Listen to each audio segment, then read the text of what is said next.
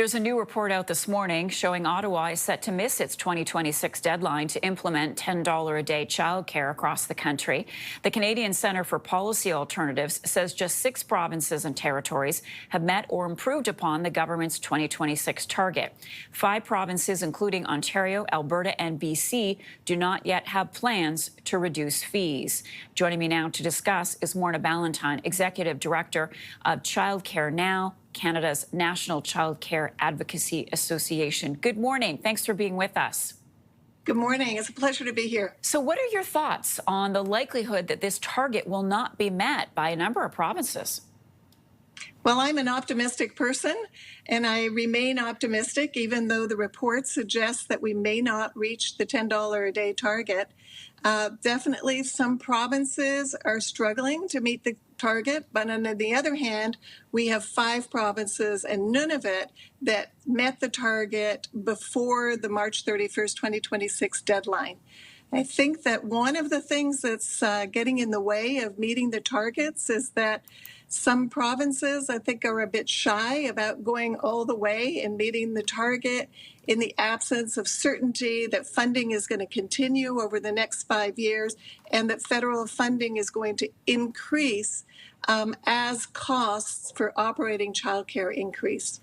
All right, so let's follow through with your optimism here. Love that. So refreshing. What do you think it's going to take to meet the goal? How high are these obstacles? How high are these hills to climb? Well, there really are no obstacles to meeting the fee reduction target. It's a fairly simple thing to do, and 5 provinces and 1 territory have shown that it's pretty easy to implement a set fee for the province and just regulate fees and say that no parent will charge more than $10 and no parent will pay more than $10 and no operator will charge more than $10.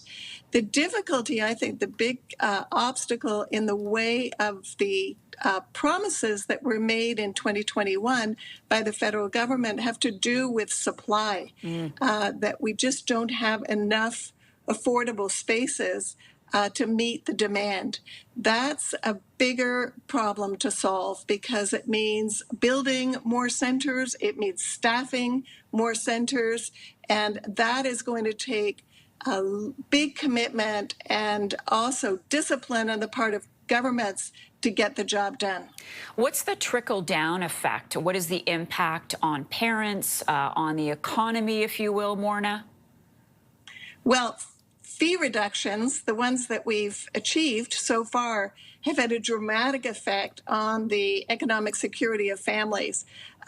Because of the fee reductions, parents are saving thousands of dollars every year in fees. So that's huge because it means that parents have more disposable income. Remember, this is after-tax income that parents use to pay for childcare fees. So with lower fees, they have more money to meet other essential goods and services that they need for their families. For the economy, it also means that with more parents accessing affordable licensed childcare, more parents are in a position to be able to join the paid labor force or stay in the paid labor force. With high fees and also lack of availability, what we've seen is that families have had to make very difficult choices and often have to withdraw from the paid labor force, either temporarily or permanently, and that does huge damage to the economy. And, these days we have to be extremely concerned about the economic well-being of families, but also of the country. And so sustaining and expanding the childcare system is going to go a long way to helping Canada's economy rebound and get stronger. Morna, so glad you could join us. Morna Ballentine is the Executive Director of Childcare Now.